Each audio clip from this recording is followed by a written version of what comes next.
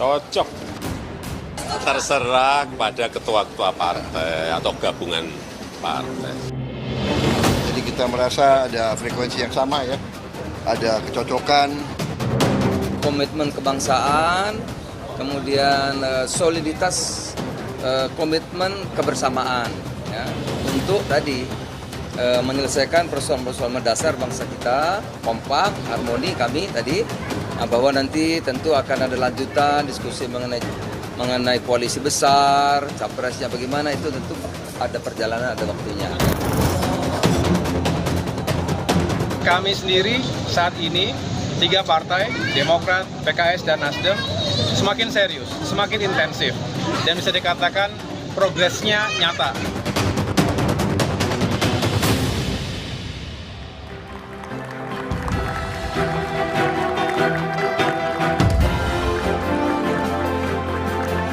Tensi politik menuju pemilu 2024 makin meningkat. Sinyal terbentuknya poros koalisi baru menguat. Koalisi besar yang melibatkan 5 partai politik anggota koalisi pendukung Jokowi. Presiden Jokowi yang turut hadir menyebut kelima partai politik, Golkar, Gerindra, PAN, PKB, dan PPP cocok membentuk koalisi. Akankah koalisi ini terrealisasi? Benarkah ada campur tangan Jokowi di dalam koalisi ini? Lalu bagaimana posisi PDI Perjuangan? Inilah satu meja The Forum, Jokowi orkestrasi koalisi dalam tanda tanya.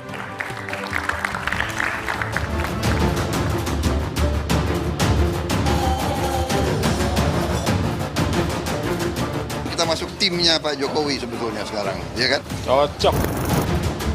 Kehadiran Presiden Joko Widodo di antara silaturahmi buka puasa bersama 5 ketua umum partai politik memunculkan analisis politik baru terhadap koalisi partai politik yang lebih besar jelang Pilpres 2024. Sebuah koalisi harmonis yang terorkestrasi apik oleh Jokowi. Ternyata ada, jadi kita merasa ada frekuensi yang sama ya, ada kecocokan. Dan kalau dilihat pimpinan partai, kita masuk timnya Pak Jokowi sebetulnya sekarang. Timnya Pak Jokowi, artinya ketua timnya Pak Jokowi ini. Yeah. Nah, kalaupun koalisi besar ini terbentuk. Jadi 5 partai yang hadir ketua umumnya itu kira-kira menegaskan sebagai koalisi yang real, ketua kingmaker-nya adalah Presiden Jokowi. Namun, ketidakhadiran Ketua Umum PDI Perjuangan dan Ketua Umum Partai Nasdem jadi sorotan.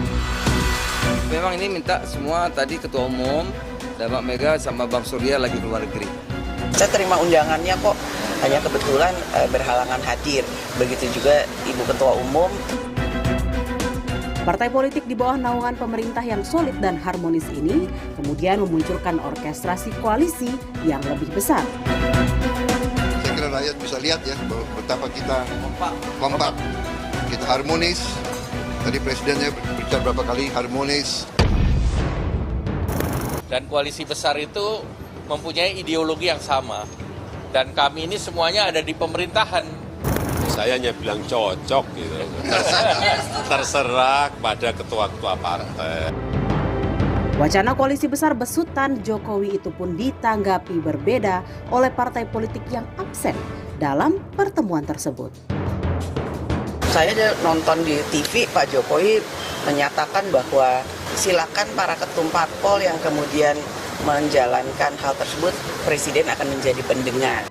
Pada prinsipnya, kami di PKS sebenarnya menghendaki terbentuknya lebih dari 2 poros.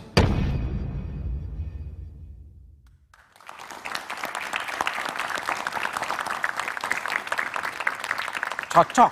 Itulah komentar pendek Presiden Jokowi mengomentari pertemuan 5 partai politik yang diadakan di Partai Amanat Nasional. Benarkah Jokowi sedang mengorkestrasi koalisi? Itulah tema satu meja The Forum malam ini dengan sejumlah narasumber yang telah hadir. Dari ujung sebelah kanan ada Wakil Ketua Umum PKB Jazilul Fawait. Malam, Pak Malam. Jazil. Malam. Di sebelah kanan saya ada tuan rumah, ya, tuan rumahnya di PAN, Mas Yandri Susanto, Wakil Ketua PAN. Malam, Mas Yandri. Waalaikumsalam. Di sebelah kiri saya ada Wakil Sekjen Nasdem, Hermawi Taslim, yang tidak diundang atau belum diundang. Dan di sebelah kiri ada Mas Khairul Umam, pengamat politik. Malam, Mas Umam. Selamat malam, Assalamualaikum. Waalaikumsalam. Saya ke Mas Yandri dulu. Mas Yandri, Ya. pertemuan di PAN, ini sebetulnya acara dadakan ya? Dadakan enggak juga sih, karena sebenarnya rencana untuk mengumpulkan kader dan memperluas pertemuan di luar kader itu sempat kami perbincangkan di awal Ramadan. Oke. Dan ketika itu Bang Jul bersilaturahmi atau bertemu dengan Pak Presiden, Oke. menyampaikan ide supaya bagaimana di bulan yang baik, di hari yang baik, dan tidak ada buka bersama, itu pasti. Nggak ada buka bersama? Tidak ada buka bersama, karena acaranya dimulai dari jam setengah 12, berakhir jam 2 siang. Oke. Dan alhamdulillah memang pertemuan itu berjalan dengan baik, dan kami pastikan Mas Budiman, semua ketua umum parpol yang di koalisi pemerintahan itu diundang. Diundang? Diundang, termasuk Bu Mega, tidak bisa hadir karena sedang tidak ada di Jakarta. Nasdem juga diundang? Bang Surya Paloh diundang, karena gini, Bang Jul ini kan tidak punya handicap atau hambatan apapun berkomunikasi dengan semua ketua umum parpol, termasuk dengan Demokrat, dengan PKS. Diundang ketika ketahuan Bang Surya lagi di Eropa gitu, diundang gitu? Ya kita nggak tahu kalau Bang Surya lagi di mana kan. Kan tahunya setelah diundang, oh ternyata Bang Surya Paloh sedang tidak di Indonesia. Tapi, Bu tapi Mega, kan ada wakil ketumnya gitu atau? Nah ini karena sempat salah satu yang tidak sempat ketua umumnya hadir, ingin mengirimkan utusan bukan ketua umumnya, tapi karena itu forum ketua umum, akhirnya tidak jadi datang. Dan kelihatannya kemungkinan besar ini akan ada pertemuan lanjutan. Jadi pertemuan di PAN itu saya kira awal yang baik. Dengan 5 partai politik itu atau berkembang? Bisa berkembang karena ini sejatinya gini Mas Budiman. Kalau kita mau tafsirkan ini bahwa koalisi besar segera terbentuk, itu kan terlalu dini sebenarnya. Tapi bahwa akan jadi koalisi besar sekali pemerintahan ini kuat, kompak, bisa diperlihatkan kepada rakyat, bersama-sama membantu Pak Presiden, itu intinya sebenarnya. Bahwa nanti akan ada koalisi besar atau koalisi seperti sekarang ada KIB, ada Kebangkitan Indonesia Raya, atau ada PDIP, ada perubahan, itu bisa juga terjadi. Artinya penggabungan-penggabungan itu bisa terjadi, kemudian atau saling silang pindah pasangan juga bisa terjadi. Artinya semua belum ada yang titik, sama masih ada koma. Kemungkinan besar bisa semua terjadi. Jadi di PAN itu menurut saya kita ingin memperlihatkan boleh berbeda pendapat, tidak mesti sama calonnya. Kalaupun misalkan tidak sama koalisi, masih bisa duduk bareng. Itu intinya Pak, baik dari baik. Baik, aku tanya ke Bung Hermawi Taslim dulu. Bang Surya diundang tapi di luar negeri atau gimana sih? Jadi memang sejak tanggal 23 kemarin, 23 Maret Pak Surya pergi. Pak Surya pergi. Nah, kalau undangan-undangan untuk Pak Surya itu ke sekretarisnya. Sekretarisnya, dan saya tidak sempat ngecek. Karena saya juga keluar kota waktu itu. Tapi poinnya benar tadi kata Yandri, setelah silaturahmi harus terus dibangun. Dan bagi kita ini dinamis saja. Bagi kita ya setiap pertemuan pimpinan partai seberapapun banyaknya itu baik buat Indonesia. Baik untuk persatuan Indonesia. Nah kalau bicara koalisi sebenarnya yang clear ini kan PDIP karena sudah mencapai parlemen threshold. Dan koalisi perubahan untuk persatuan kami sudah tentangani traktat. Tapi Nasdem gimana? Tidak terlibat dalam, kan barisan koalisi pemerintah Pak Jokowi, tapi 5 partai politik. Tidak apa-apa. Ditinggal. Tidak apa-apa ditinggal atau tidak ditinggal. Bagi tapi kita, ditinggal, kalau kita tidak diundang, masa kita harus menangis? Tapi kita juga tidak merasa ditinggal. Tapi kan diundang. Diundang atau tidak diundang, tetapi ini kalau bagian dari komunikasi bagi kita ini biasa aja. Tapi diundang kan? Saya nggak mengerti kalau diundang atau tidak. Sekretari Bang Surya. Diundang. Tapi poin kita adalah setiap pertemuan itu baik. Setiap pertemuan untuk menentukan penguatan kebangsaan ini itu sesuatu yang positif. Itu sudah dilakukan oleh Nasdem berulang-ulang ke mana-mana. Baik, Bung Jasil. Ini kan tadi Bang Yandri mengatakan pertemuan dari setengah 12 sampai jam 2 ya. Tapi kan yang panggung depannya kan yang Pak Jokowi ngomong cocok tadi kan. Tapi panggung belakangnya apa yang diomongin? Ya, ini kan sebenarnya kalau saya baca dari undangan, itu kan undangan silaturahmi Ramadan bersama Presiden. Judulnya. Kalau ini disebut oleh Kompas TV sebagai orkestra, ini harus menyenangkan. Dan ini juga menyenangkan. Menyenangkan, Nah, tapi yang kita sedang cari konduktornya siapa ini? Siapa sih konduktornya? Nah, Tetapi nggak penting itu bagi Nggak saya. penting. Nggak penting. Yang penting Namun, menyenangkan ya. Yang penting menyenangkan, karena ini orkestrasi. Nah, kalau kembali kepada PKB, PKB tentu sebagai partai harus memiliki komitmen dengan partai koalisinya. Oke. Hari ini tetap berkomitmen dengan Partai Gerindra. Oke. Saja. Tapi Bung Jasil, pertanyaan saya gini, sebelum pertemuan silaturahmi Ramadan itu betul nggak sih ada pertemuan Caimin dengan Presiden Jokowi sebelumnya? Kalau itu bisa dibaca di koran-koran. Ada kaitannya pertemuan Pak Jokowi dengan pertemuan Saya ini? tidak tahu kalau Nggak tahu. ada kaitannya atau tidak. Tetapi bahwa Pak Muhaimin atau PKB itu menjadi partai yang berkoalisi di dalam pemerintahan Pak Jokowi. Seperti juga Nasdem. Ya, seperti Nasdem. Ya, cuman kan beda silaturahminya. Tidak ada bedanya, Nasdem Ada bedanya, tetap bagian dari gitu. koalisi pemerintah. Ini soal silaturahmi aja gitu. Nah makanya soal orkestrasi 5 partai ini, seandainya di situ misalkan Bu Mega hadir, karena beliau sedang ada di dalam negeri, Pak Surya Paloh juga hadir, karena Pak Surya tidak keluar negeri misalkan, maka selesai nih orkestrasi ini. Selesai. Orkestrasi pemilu 2024 bisa dibaca di situ sudah publik. Apa bacanya? Apa bacanya? Ya semua partai super besar menjadi koalisi. Menjadi koalisi sangat besar. Sangat besar. Dan nah nggak tahu apakah nanti misalkan ya, misalkan besok yang akan diadakan kata Pak Yandri ini, saya nggak tahu siapa tuan rumahnya. Apakah misalkan Pak Hermawi? Oh kita sudah selenggarakan, cuman PAN dan PKB waktu itu berhalangan hadir, kita sudah selenggarakan. Oke, Mas Umam bacanya gimana sih ini pertemuan yang seperti yang Bung Yandri dan Bung Yasil sampaikan, bacanya gimana pertemuan elit-elit partai politik ini? Kalau yang kemarin dibuat oleh Nasdem itu acara buka puasa. Kalau yang kemarin itu khawatirnya itu buka puasa beduk gitu, karena siang-siang. Nah, terkait dengan hal ini, Mas Budiman, tentu ketidakhadiran 1-2 pihak dalam konteks ini adalah PDIP itu menjadi sebuah sinyal politik yang cukup penting untuk kita cerna. Karena bagaimanapun juga, tadi betul, dalam konteks organisasi ada struktur. Bu Mega memang betul berada di Jepang, tetapi ada juga sekjen, ada juga ketua DPP, ada juga wasekjen. Pertanyaannya kemudian, mengapa tidak ada satu perwakilan PDIP di sana? Artinya apa? Bahwa ketidakhadiran organ, struktur, pengurus PDIP dalam forum itu mengindikasikan apa? Bahwa sebenarnya Bu Mega tahu atas perintah dan sepengetahuan Bu Mega. Apanya sepengetahuan Bu Mega? Ketidakhadiran dari fungsionaris PDIP di forum itu. Nah, mengapa ini terjadi? Patut diduga bahwa kemudian koalisi ini memang dibentuk tentu sebagai sebuah upaya ikhtiar untuk menggabungkan 2 kekuatan besar sehingga kemudian terjadi koalisi besar. Tetapi kemudian di saat yang sama ketika ini kemudian menjadi satu, Mas, ini kemudian bisa menjadi sebuah strategi yang sangat efektif untuk meminta. Tapi ini menunjukkan betapa Pak Jokowi masih punya power yang sangat luar biasa. Tampaknya Pak Jokowi mencoba untuk bermain 2 kaki. Bermain di 2 kaki? 2 kaki dalam arti mencoba untuk membangun trust di internal PDIP, tetapi di saat yang sama mencoba untuk mengorkestrasikan kekuatan-kekuatan partai politik di luar PDIP. Tetapi pada saat yang sama, ini kemudian bisa dianggap sebagai sebuah strategi untuk mengepung PDIP. Ada satu proposal politik yang diajukan dari koalisi besar ini kepada PDIP.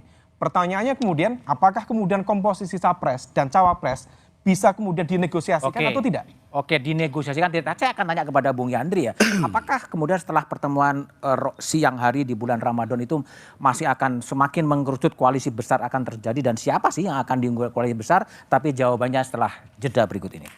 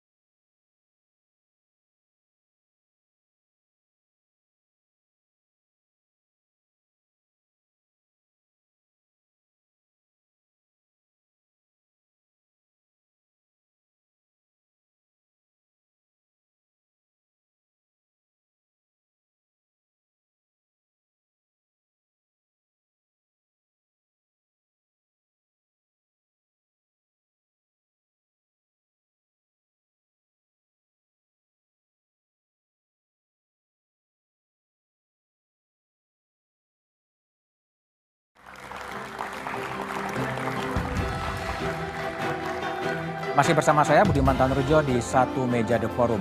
Bang Yandri, jadi dari pertemuan yang panggung belakang, yang di lantai 3 PAN ini.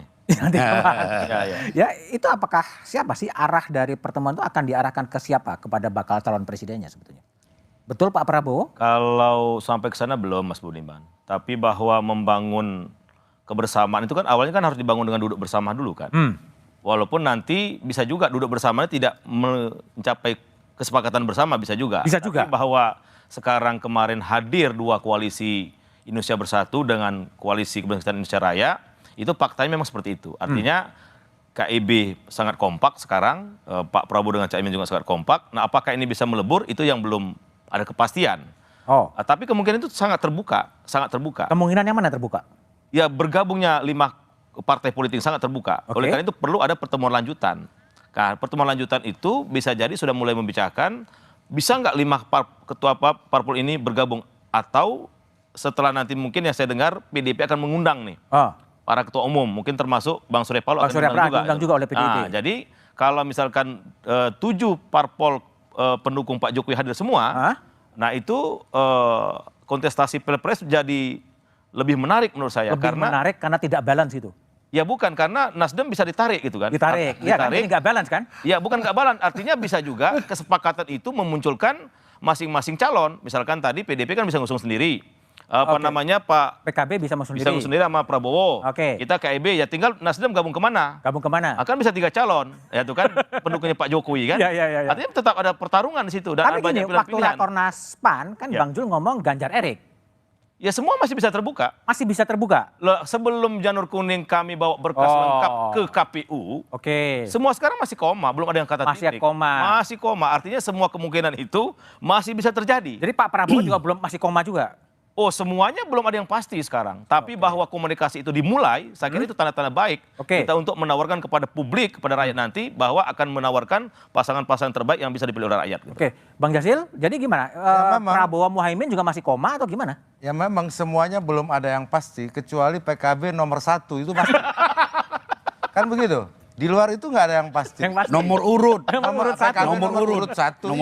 Itu pasti. Kampanye di sini. Nggak ada yang kampanye. Itu yang pasti. Hanya bilang nomor urut 1. Ya, PKB nomor urut 1 pasti. Yang kedua, bahwa hari ini Prabowo capres. PKB dengan Gerindra pasti berkoalisi. Karena apa? Itu diumumkan di depan publik di Sentul. Nah, di dalam piagam itu ada 5 poin yang salah satu poinnya harus diputuskan oleh Pak Prabowo dan Gus Muhaimin. Mengenai apa? Mengenai calon presiden dan calon wakil presiden. Nah, sampai detik ini belum selesai. Belum selesai juga. Tunggulah kapan diselesaikan. Nah, di tengah-tengah itu muncul orkestrasi di rumah PAN yang disebutkan bahwa merusak permainan. Tidak merusak permainan. Mempersolid permainan. Tidak juga. Ini adalah bentuk lain dari koalisi yang kita punya. Apakah nanti dari KIB yang melebur ke KIR atau dari KIR bareng? Nah, itu kan nggak ada formatnya. Belum ada formatnya. Makanya saya bilang semua memang belum menentu. Formatnya juga belum ada. Oleh sebab itu, karena format belum ada, formulasi belum ada, bolehlah didiskusikan seperti ini. Justru kalau sudah ada format jelas, nggak ada diskusi lagi. Jadi permainan agak buyar. Nah, permainan ini menurut saya masih sangat cair. Ya. Dan jika nanti misalkan pada pertemuan kedua ada pertemuan kedua misalkan koalisi ini ditambah oleh partai-partai pendukung pemerintah hari ini, nah itu juga akan menambah orkestrasi yang lebih besar. Namun formatnya tidak jelas juga.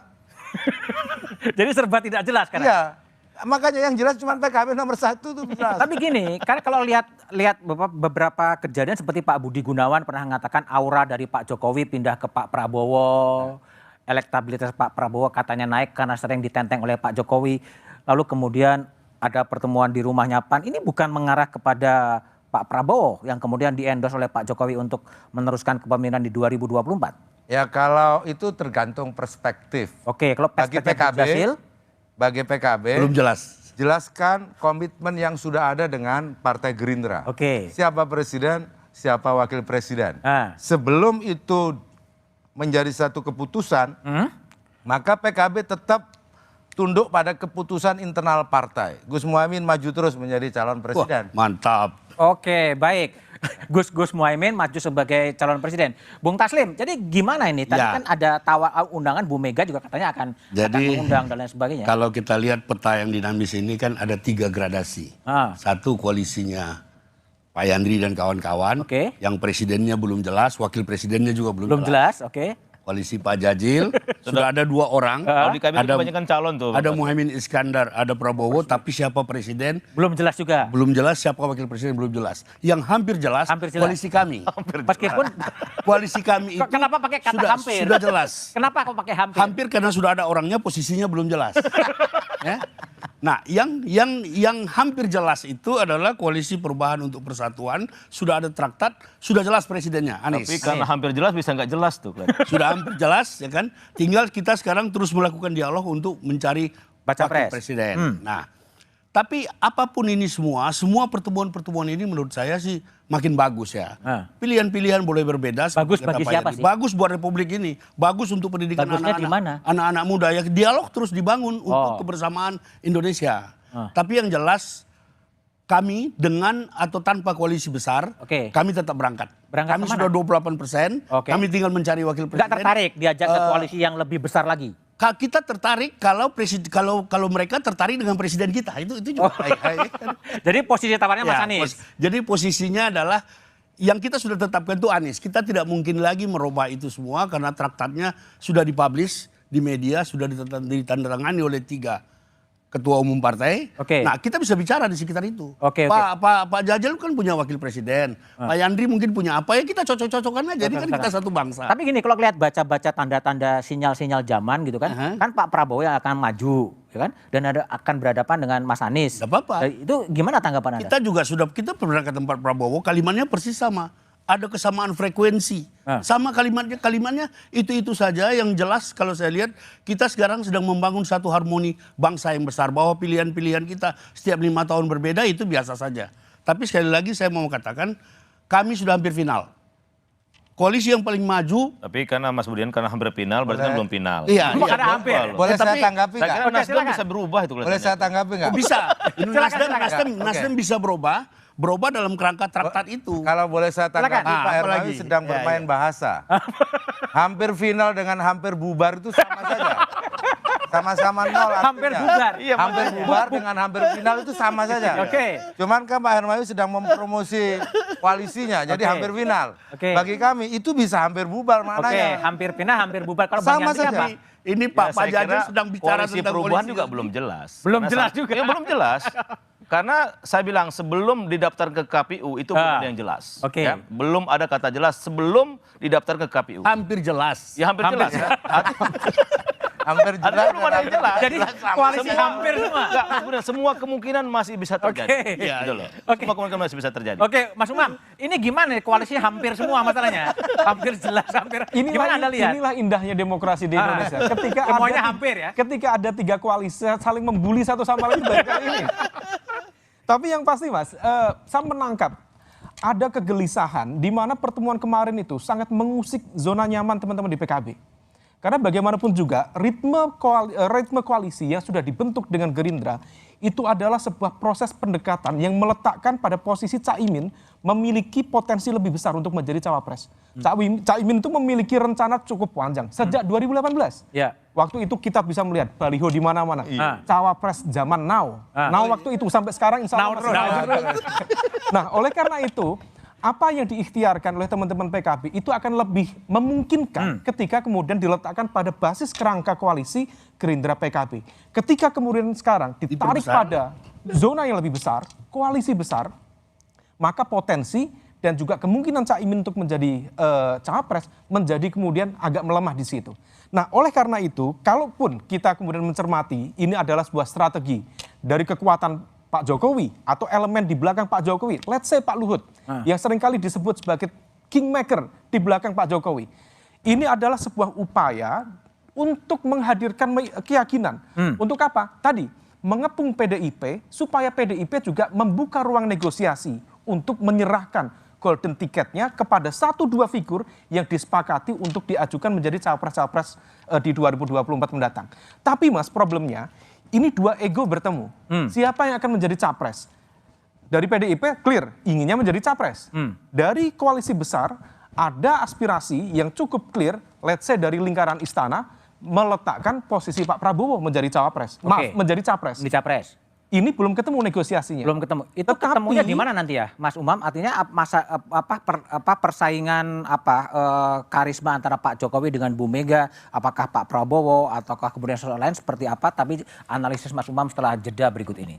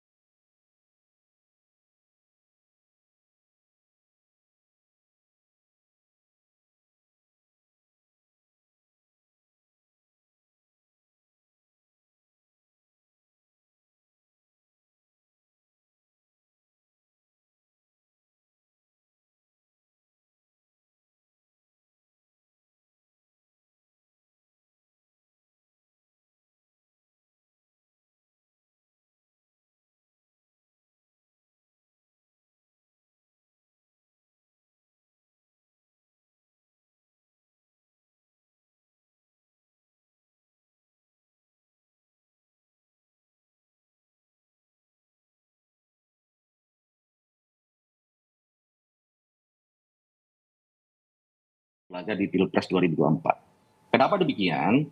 Kami ingin berikhtiar untuk tidak mengulangi yang terjadi pada 2014 dan 2019. Ketika dua poros, potentially terjadinya polarisasi itu terjadi.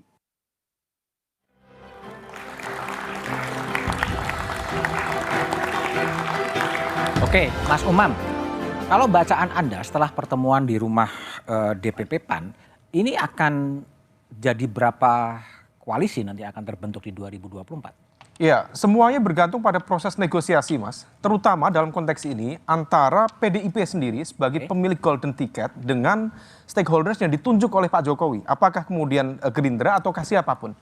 Tetapi terlepas dari itu, sebelum kemudian masuk ke konteks negosiasi dengan PDIP, kalau kita cermati 5 partai besar, kalau misal kemudian bersepakat mengusung let's say Pak Prabowo, tetapi di saat yang sama ketika kemudian menentukan posisi cawapres, akan ada cukup serius barrier di sana.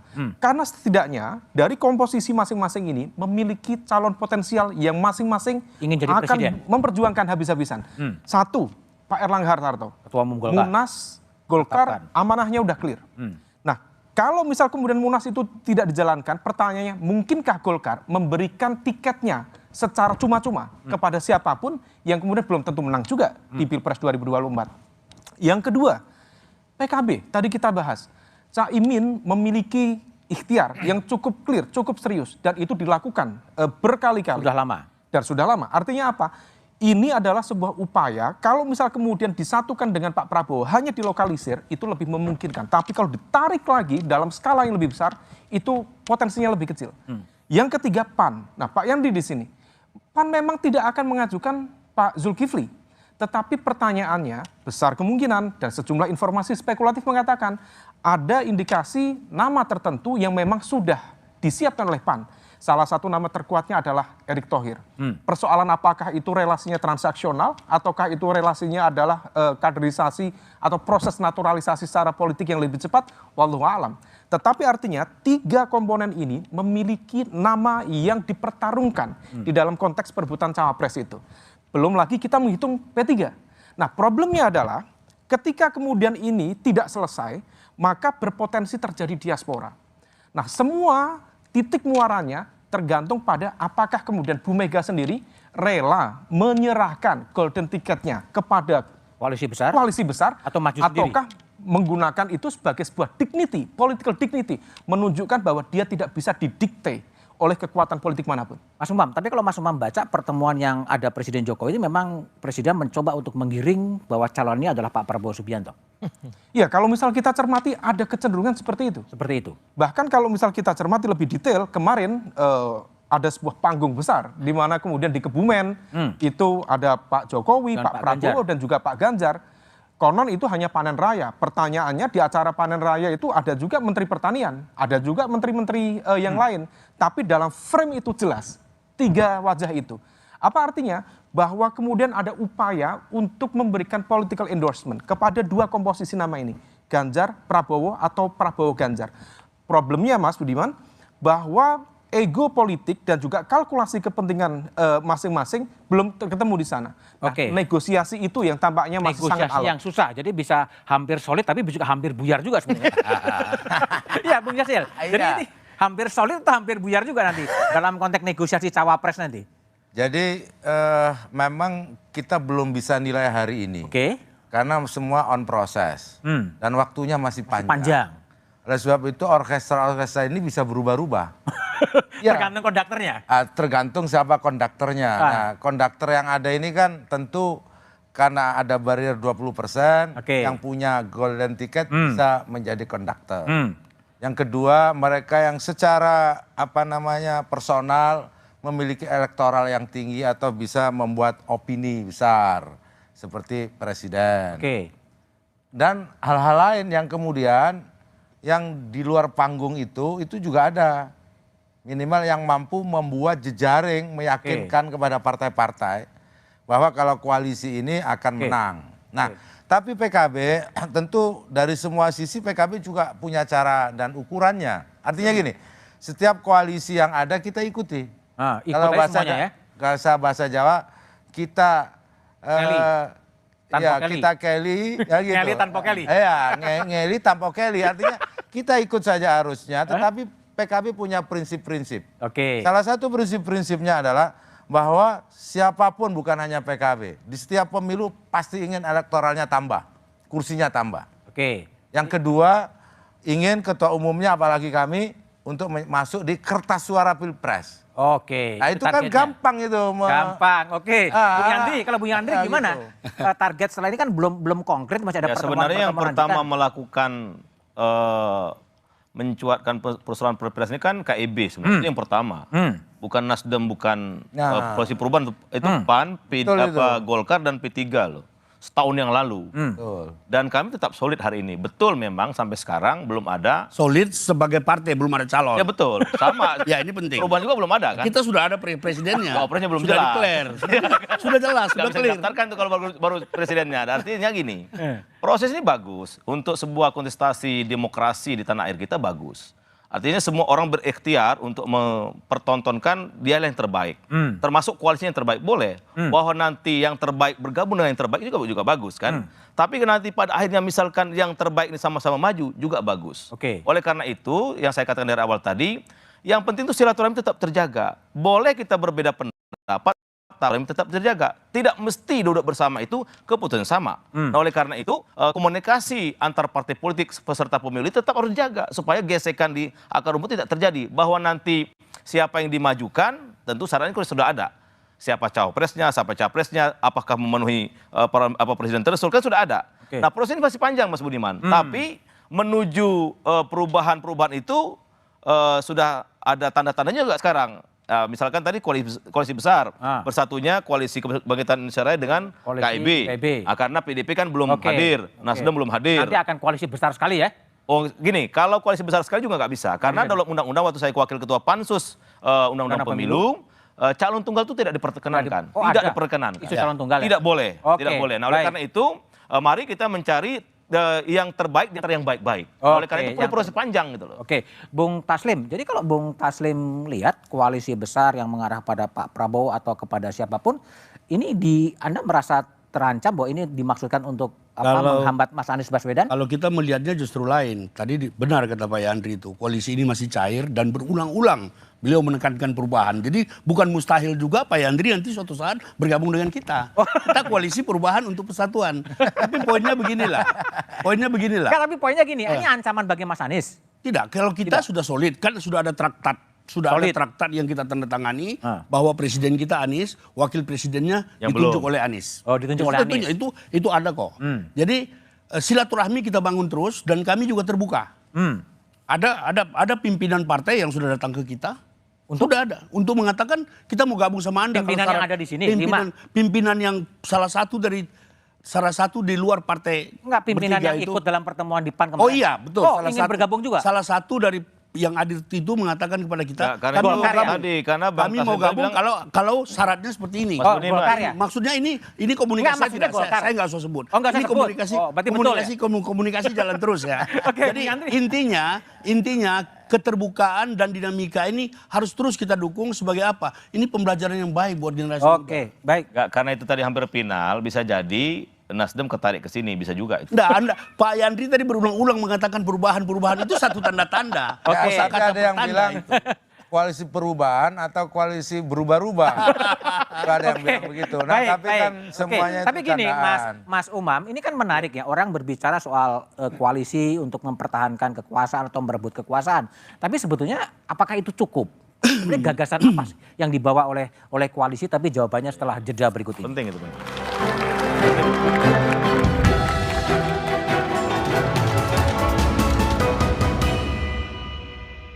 Papa tuh kayak bercermin, mirip banget. Pas papa kena diabetes, giliran aku jadi cerminan papa, hidup lebih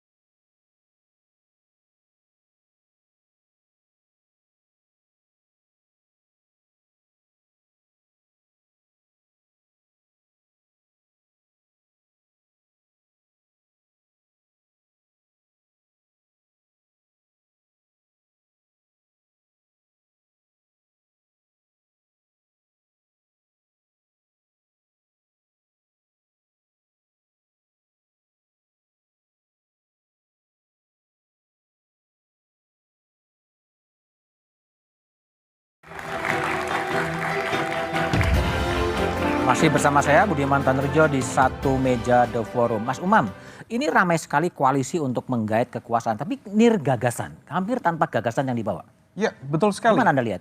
Kalau misal kita cermati, bukan hanya di forum ini kita tadi membicarakan konteks politik praktis, tapi dalam berbagai kesempatan serupa, termasuk silaturahmi para pimpinan dan juga elit politik, juga menunjukkan bahwa koalisi relatif miskin gagasan dan ide di dalamnya. Padahal banyak sekali aspek-aspek yang bisa kita dalami secara detail terkait dengan isu ekonomi dan kesejahteraan. Bagaimana utang luar negeri begitu menumpuk, sementara kemudian economic performance kita juga tidak optimal. Teman-teman di KIB, Pak Yandri, Golkar, PAN, P3 menarasikan tentang transformasi ekonomi. Tetapi pendetailan transformasi ekonomi seperti apa yang kemudian bisa mengubah wajah ekonomi Indonesia seperti Jepang, kemudian Korea Selatan, tidak pernah terjelaskan secara clear. Link and match dalam konteks pendidikan yang kemudian berimpact pada sosial ekonomi itu tidak terjadi tidak dijelaskan secara clear. Kemudian dalam aspek yang lain, ada banyak catatan Mas terkait dengan konteks hukum, kemudian anti korupsi dan keadilan. Pilar-pilar anti korupsi kita mengalami kemunduran sangat signifikan. Democratic regression itu berimpact kepada pelemahan lembaga-lembaga dan juga kinerja anti korupsi. Nah itu yang kemudian kemarin terkonfirmasi dalam konteks Corruption Perception Index kita drop. Dan itu adalah penurunan tertajam sepanjang sejarah reformasi. Nah oleh karena itu ini menjadi tugas besar. Belum lagi bicara tentang konteks demokrasi secara general. Kebebasan sipil masih mengalami penurunan. Dan lain sebagainya. Termasuk politik identitas yang ternyata juga masih cukup termenteng. Baik. Nah oleh karena itu saya pikir ada baiknya ruang diskusi kita digeser juga dalam hal-hal yang sifatnya substantif. Sehingga akan lebih tangible. Baik Mas Jazil. Jadi ada kritik koalisi tapi nggak ada gagasan sebetulnya. Kalau soal koalisi kan memang karena ini belum firm saja. Tetapi PKB, Gus Muhaimin punya gagasan. Mana ada visioning Indonesia. Sudah kita menghitung satu desa 5 miliar. Dan penajaman kepada peningkatan sumber daya manusia. Dan pembangunan yang berbasis lingkungan. Semua ada. Memang ini hanya kurang publikasi saja. Dan kalau dalam koalisi memang belum. Karena koalisi itu pintunya yang harus diputuskan dulu soal presiden dan calon wakil presiden baru membuat gagasan. Itu soal. Apa bukan berdasarkan kesamaan gagasan juga sebetulnya? Tetap harus memenuhi ambang batas dulu. Meskipun sama gagasannya nggak ada. Makanya kalau kita bicara koalisi-koalisi, nggak ada yang punya gagasan. Nggak ada yang punya gagasan. Ya karena apa? Karena belum dibicarakan itu. Tapi kalau PKB, Gus Muhaimin ada gagasan. Baik, Bang Yandri. Partai yang lain gimana gagasannya? KIB jelas punya gagasan. Mas Umam sudah menyinggung tadi. Karena 3 kali pertemuan besar KIB itu pasti di situ sudah membicarakan tentang mau kemana Indonesia ke depan, kan? Termasuk masalah kemandirian pangan, masalah SDM dan lain sebagainya. Sudah jelas. Dari pertemuan Jakarta, Semarang dan Makassar, makanya kita belum berkutat di siapa capres dan cawapresnya. Jadi kita ingin membangun dulu apa yang mau kita lakukan nanti. Nah, oleh karena itu komunikasi ini akan terus kita bangun. Pada akhirnya nanti akan ketemu siapa yang bisa melaksanakan gagasan ini. Nah oleh karena itu apakah nanti koalisi besar terbentuk, apakah nanti KIB tetap berdiri sendiri, itu lain persoalan. Tapi bahwa silaturahmi, ini kata kunci di bulan Ramadan ini, bahwa PAN ingin silaturahmi itu tidak boleh terganggu apapun perbedaan pendapat di Republik ini. Baik, Bung Hermawi. Jadi kalau Anda yang paling teriak koalisi perubahan itu sebetulnya gagasan apa yang kalau dibawa? Soal gagasan, kami sudah merumuskan sejumlah gagasan bersama Presiden kami. Bersama bakal calon presiden. Pokoknya bersama presiden kami, Pak Anies. Dan itu sudah diekspos di salah satu harian terbesar. Sampai sekarang tidak bersambut, termasuk oleh Pak Jazil. Kita mau waktu itu ini akan terjadi pertarungan gagasan di media itu. Tapi sampai sekarang tetap tidak, itu ya terdiam saja. Kita sudah tawarkan, tidak ada yang nanggapi. Saya kira kawan-kawan mahasiswa bisa tahu itu. Tanggal berapa, di mana, di harian apa, cuma tidak etis. Kurang publikasi. Kenapa tidak terjadi? Itu media terbesar di Republik ini. Media terbesar diekspos. Ya. Tapi gagasannya apa? Terlalu panjang saya ungkapkan. Antara lain gagasan yang kita mau ungkapkan adalah nilailah orang dari track record, bukan dari persepsi. Bukan dari persepsi. Nilailah Anies dari 5 tahun apa yang dilakukan di DKI. Bukan omong-omong yang 2017 itu. Kita lihat dan kita inginkan di Republik ini ada satu kata dan perbuatan. Kalau satu kata dan perbuatan kita lakukan, suka miskin tidak akan penuh lagi. Mas Umam mau nanggapin? Iya, saya hanya ingin menyampaikan bahwa ada satu gagasan disampaikan oleh Geoffrey Friedman dalam artikelnya di Journal of Parliamentary Affairs. Dia mengatakan bahwa koalisi itu dibentuk oleh setidaknya 3 faktor. Pertama, historis ideologis. 2, visi misi platform yang sama. Yang ketiga, pragmatis. Yang pertama, saya tidak menangkap itu. Yang kedua, juga tidak begitu menangkap itu. Kalau misal kita cermati secara lebih detail, maka aspek pragmatisme itu yang jauh lebih tangible. Kalau Anda baca artikel Anies itu, di situ kelihatan visi koalisi perubahan. Iya, maka oleh karena itu kemudian harus didetailkan secara itu yang kita tantang, itu yang kita tantang Pak Jajil. Dan menjadi catatan juga, menjadi catatan. Kalau KIB sudah jelas 3 kali pertemuan. Yang bisa dipesankan, sepertinya Pak Anies bukan juga hanya perlu. satu halaman. Ini perlu juga disampaikan ke Pak Anies dan juga di teman-teman koalisi perubahan untuk menunjukkan gagasan perubahan secara lebih detail itu di mana. Sikap tegasnya harus clear. Jangan asal berubah. Itu kemarin disampaikan dengan baik misalnya oleh AHY. Ada catatan tentang konteks kebijakan ekonomi, ada catatan tentang isu keadilan. Tapi Pak Anies sepertinya masih bermain dengan isu-isu yang sifatnya aman. Baik. Nah, ini yang kemudian menjadi catatan. Singkat soal omongannya Mas Umam soal koalisi yang sangat pragmatis. Memang harus diakui hari-hari ini koalisinya lebih pada hal-hal yang praktis, pragmatis. Tetapi bukan berarti setiap partai nggak punya gagasan. Gitu. Ada gagasan di situ. Soalnya begini, gagasan setinggi apapun, kalau nanti ternyata presiden dan wakil presidennya tidak memungkinkan untuk menang, apa gunanya ya gagasan. Baik, Bung Yandri gimana? Ya sama, saya kira itu 2 sisi mata uang ya. Jadi capres dan cawapres yang mumpuni sama gagasan yang mumpuni itu yang kita rindukan sebenarnya. Maka KIB yang dimuteri oleh PAN, oleh Bang Jul sama Golkar dan P3 itu yang sedang kita proses sekarang. Tunggu tanggal mainnya, insya Allah kita dapat capres yang hebat, dan gagasan yang hebat. Baik, Bung Jasil, makasih. Bung Yandri, Bung Hermawi dan Mas Umam. Sebuah koalisi besar partai politik sedang dipersiapkan. Koalisi dibangun untuk meraih kekuasaan. Kekuasaan itu memang menggetarkan, mengagumkan, tapi juga memabukkan. Koalisi akan terasa hampa dan fana ketika dibangun tanpa kesamaan gagasan. Gagasan dan komitmen mengatasi korupsi yang memiskinkan, gagasan dan keberanian mengatasi kesenjangan, gagasan dan kebijakan mencegah kehancuran lingkungan, gagasan dan keputusan untuk menjaga keutuhan negara. Demikian Satu Meja di Forum malam ini. Sampai jumpa pekan depan. Selamat malam dan terima kasih.